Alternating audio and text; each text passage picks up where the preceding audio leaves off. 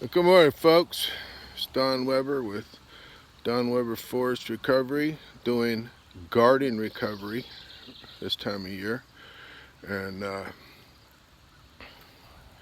one thing I just wanted to back up.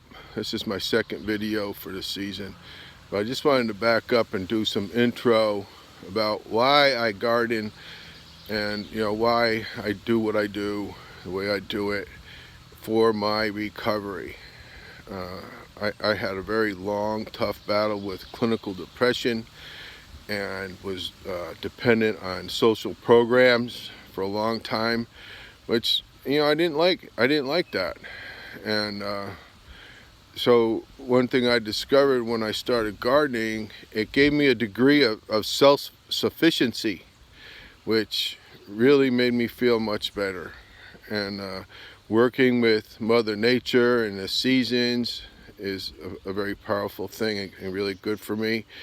And then having really good nutritional food, that's really important. And I really make a lot of money.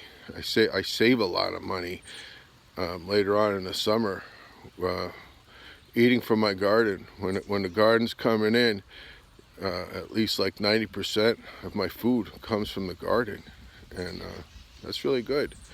So I do this for my recovery. So let me show you how far I've gotten since last week. So here's the garden, 4 rows.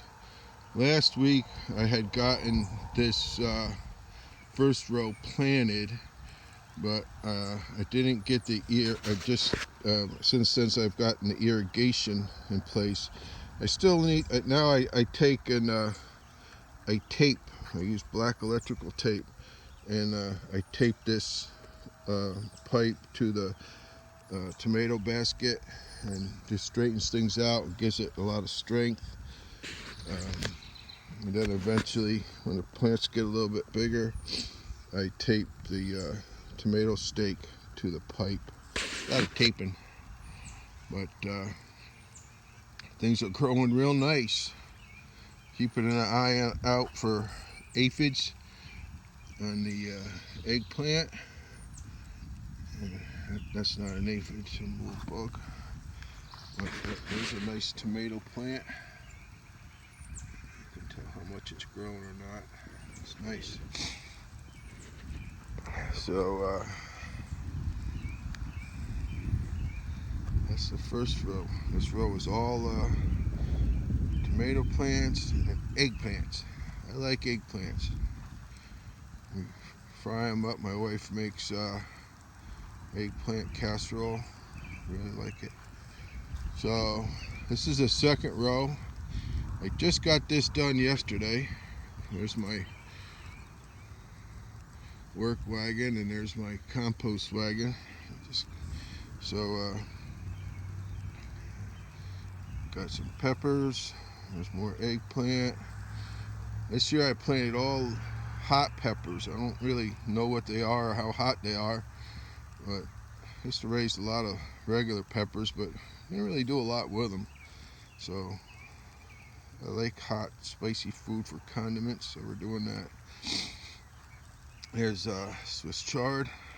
I think it's the first year I've ever done Swiss chard, but I really want to have more green vegetables in my diet, and I think these will be done.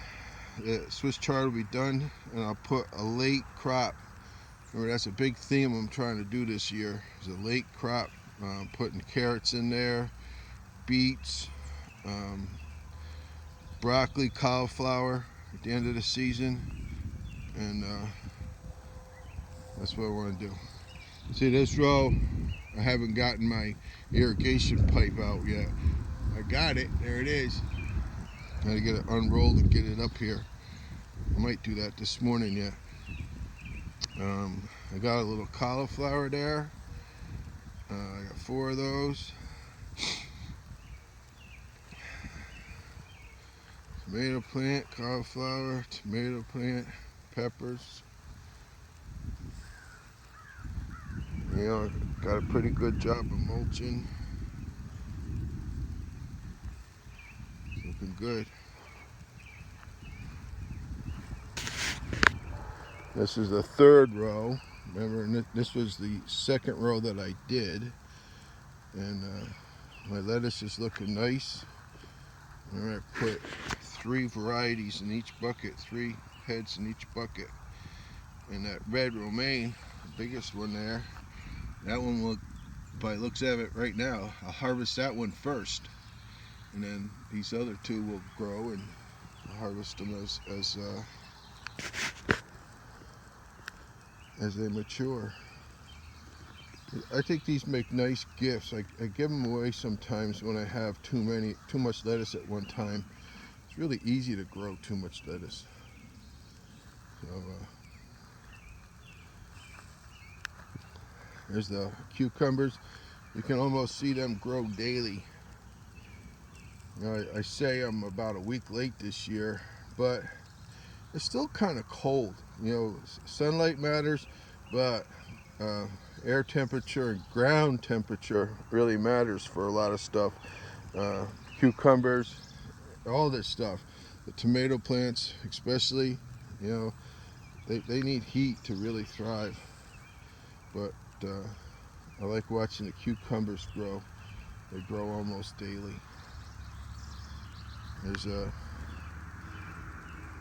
Swiss chard I planted last week, looking pretty good. That one's doing good.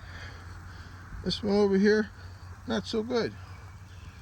It's still alive, but I don't know if we got beat down by rain or, you know, it didn't look great when I planted it. It didn't look great coming from the nursery, and that's okay.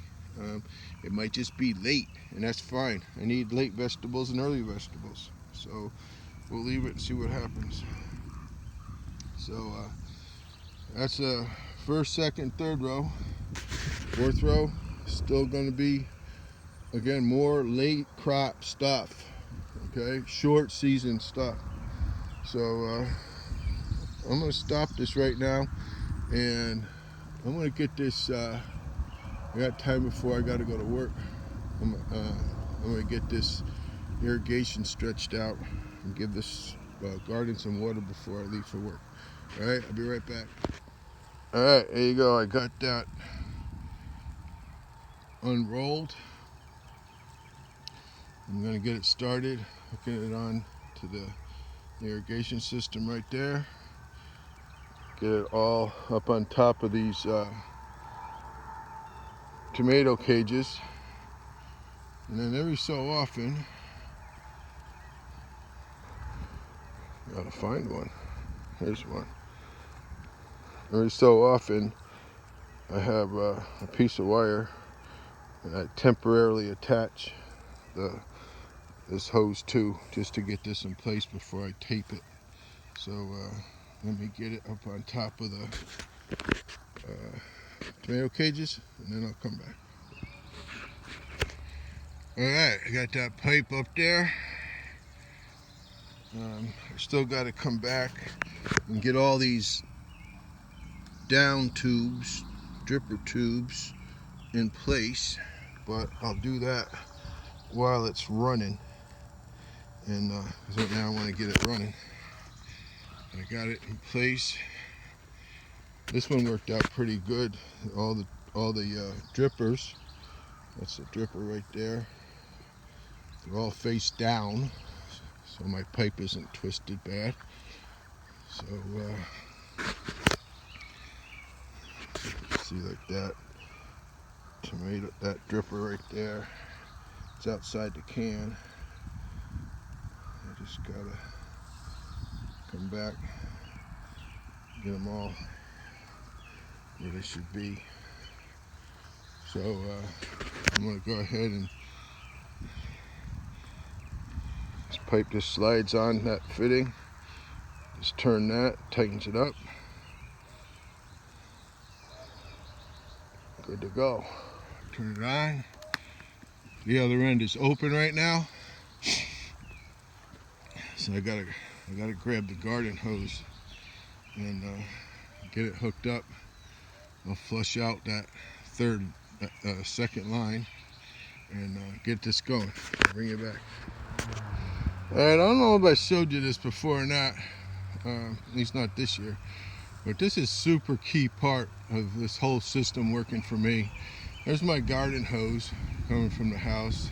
I have to pick it up every time we mow. And so the garden hose comes in to a timer, really important, because this morning I'm going to set it and for 30 minutes, and I'm going to go take a shower. And then before I leave, I turn the garden hose off at the house. So you got your timer, you got a pressure regulator. It's only 30 psi in the actual system. There's a screen in here. No, screen in both places actually, and it goes up across the top and down to each row. So I'm gonna set this for 30 minutes, and if you can hear it, see it jostling around a little bit, there's a lot of air in that hose. So right now I'm flushing out this second row, and I can already see the water has made it to the end of that hose, and I'm getting all the air out and flushing out any dirt or debris or whatever might be in there. Just let that run for just another minute here. Alright, that looks good. I think I can do this one-handed. And then all I got to do is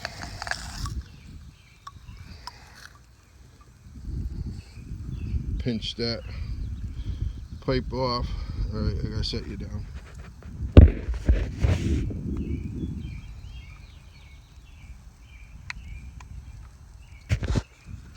There we go. Pinch that pipe off, and then I put this little keeper on there. And so right now I'm irrigating 3 rows, and it'll do it all by itself for the next 30 minutes. And I like it. I could do it anytime, any amount, no matter how hot it is, no matter on my way home from work, on the way to work, before I leave for work. I can order it as needed. So I'm just going to walk down here real quick and get these drip tubes positioned so they're actually watering the plant, not the yard. Might have to come back later and adjust them more again. This is just to get it started for this morning.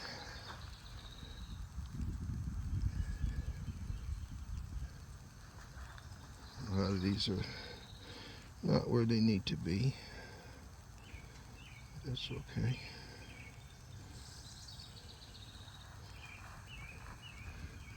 I run these tubes so that hopefully they stay out of the way of the plant growing.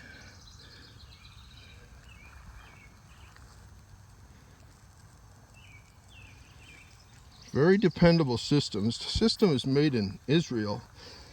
Apparently Israel's really big at greenhouse growing, and this manufacturer of the system is world renowned and extremely dependable. I've never had a dripper. Where is it? There it is. I've never had a dripper malfunction. These drippers do 2 quarts an hour, and I've measured it. That's why I do it for 30 minutes. I figure 30 minutes, a quart. Most plants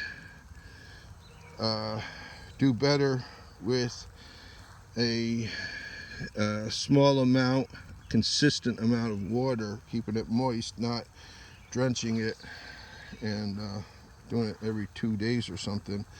So this way it's really easy for me to water it a little bit each day, or not, depending on whether or not we get rain or how hot it is.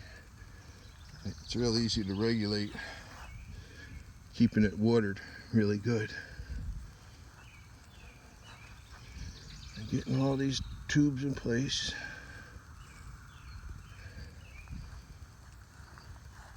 Now this plant, I'm really not sure. It came in a 4-pack of peppers.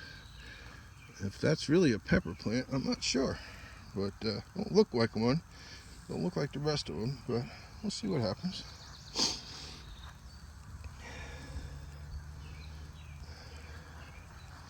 Yeah, see that tube watering on. Just gotta move it in place, stick it in the ground.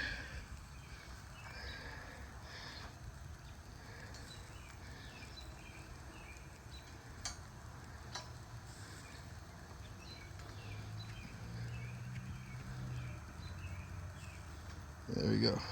All right. So, I told you before, I spent a good $300 on this system, and that was like 10 years ago. But I've used it every year since, so that's like $30 a year. First year, I had to set it up. This pipe just came in 100-foot rolls. I had to punch a hole in each, by a little special tool, real easy. I had to assemble this system. I had to get all these fittings, these valves, this overhead pipe suspension system. So it was definitely an initial investment, but it has paid off, and I'm so glad I did it.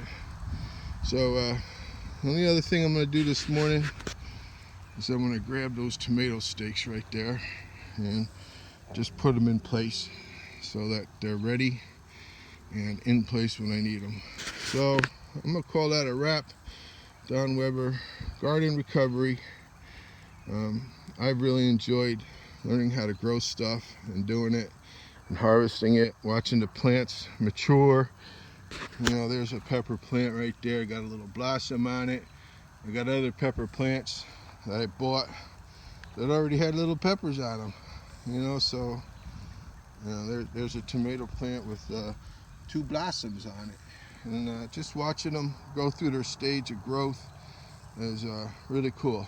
Just like we're supposed to be doing in our recoveries, stages of growth and being productive.